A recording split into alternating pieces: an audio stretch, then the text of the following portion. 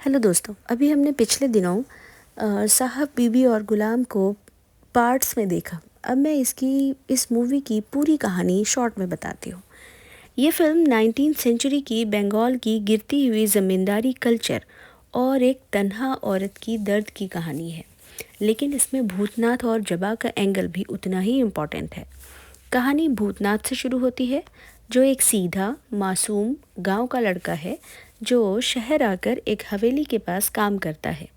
वहाँ उसकी मुलाकात होती है जबा से, जो एक मॉडर्न, सेल्फ रिस्पेक्टिंग और इंडिपेंडेंट लड़की है। जबा भूतनाथ को पसंद करती है, उसे छेड़ती है और धीरे धीरे दोनों के बीच एक हल्का फुल्का प्यार डेवलप होता है। जबा का कैरेक्टर स्ट्रॉन्ग है, वो ट्रेडिशन से बंधी हुई नहीं है। इसी बीच भूतनाथ की मुलाकात होती है हवेली की छोटी बहू से, जो एक खूबसूरत लेकिन इमोशनली नेग्लेक्टेड औरत है।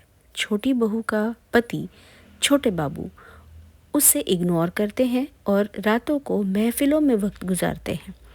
छोटी बहू अपने पति का प्यार पाने के लिए तड़पती रहती है।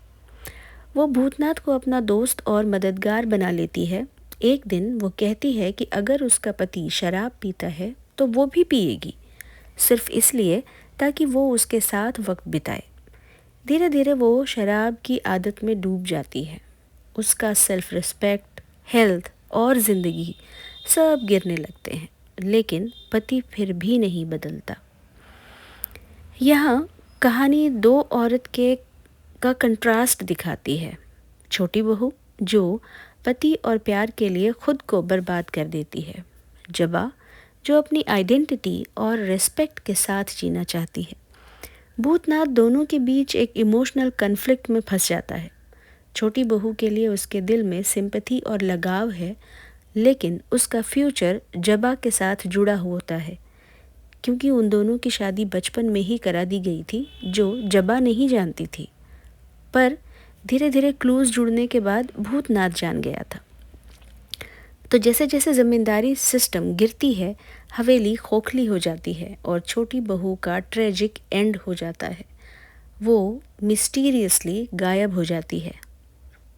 भूतनाथ बाद में सक्सेसफुल हो जाता है और जबा उसकी ज़िंदगी का हिस्सा बन जाती है। तो फिल्म का मैसेज बहुत गहरा है। एक औरत जो सिर्फ प्यार के लिए जीती है, सिस्टम उसे तोड़ देता है, और जो अपनी पहचान संभाल कर रखती है, वह आगे बढ़ जाती है। साहब बीबी और गुलाम सिर्फ एक ट्रेजेडी नहीं, बल्कि बदलते ज़माने और औरत की दो अलग सोच का पावरफुल रिफ्लेक्शन है।